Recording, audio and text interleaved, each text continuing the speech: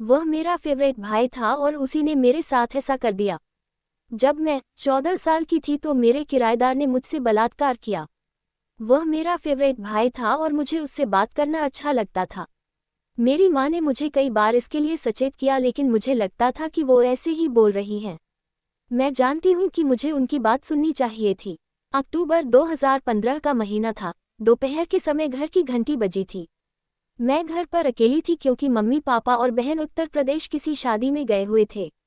School में मेरा test था, इसलिए मुझे रुकना पड़ा था। इसके अलावा घर बंद करके ऐसा छोड़ना हमारे इलाके में ठीक भी नहीं था। मुझे आज भी अच्छे से याद है कि वह किस तरह से दरवाजे पर खड़ा होकर मुस्कुरा रहा था। उसने मुझे एक कप चाय बनाने को बोला। जब मैं किचन में जाने लगी तो उसने तुरंत दरवाजा लॉक कर दिया। इसके बाद उसने मेरा हाथ पकड़ लिया और कहा, मैं अब ज़्यादा इंतजार नहीं कर सकता है। मैं तुमसे प्यार करता हूँ। उसने कहा, मैं तुमसे शादी करना चाहता हूँ। मैं पूरी तरह से सन्न हो गई थी। मुझे याद कि मैं तो उसे बड़ा भाई समझती थी, लेकिन मैं कुछ कहती उससे पहले ही उसने मुझे कसकर पकड़ लिया। मैं उससे छोड़ने की भीख मांगती रही, लेकिन उसने एक न मानी और मेरा रेप कर दिया। मैंने उसे कभी ऐसा नहीं देखा था। उस समय लगा कि उसके अंदर कोई और आ गया है। मैंने उसका विरोध किया तो उसने मुझे 2 थप्पड़ मारे और वीडियो बनाकर उसे वायरल करने की धमकी देने लगा। उस दिन मेरी जिंदगी पूरी तरह से बदल गई। मैं बहुत ही चचन लड़की थी, लेकिन इस घटना के बाद मैं पूरी तरह से शांत हो गई। मुझे तो ये भी नहीं पता था कि ये तो बस शुरुआत है। इस बारे में मैंने किसी को नहीं बताया, अपने परिवार वालों को भी नहीं, जो 2 दिन बाद शादी से वापस आ गए थे।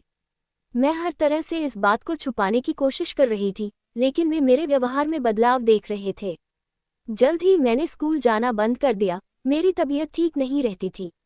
मेरे पेट में हमेशा दर्द होता था, लेकिन मैंने कभी नहीं सोचा था कि मेरे पेट में बच्चा पल रहा है।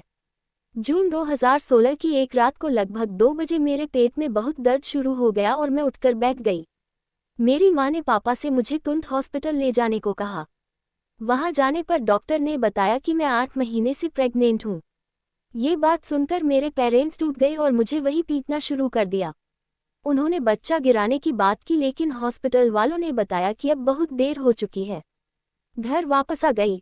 अगले दिन सुबह मैंने सुसाइड करने का सोचा, फिर मैं रुक गई और बच्चे के बारे में सोचने लगी। अंत मैंने तय कर लिया और मम्मी पाप को भैया की करतूत के बारे में बता दिया। कुछ दिन बाद उन्हें अरेस्ट कर लिया गया। 1 महीने बाद मैंने एक लड़की को जन्म दिया। वह मेरे साथ 3 दिन रही, जो मेरे जिंदगी के सबसे अच्छे 3 दिन थे। लेकिन अधिकारियों ने उसकी देखभाल करने के लिए सरकार को सौंप दिया। इसके बारे में किसी ने भी मुझसे कोई बात भी नहीं की।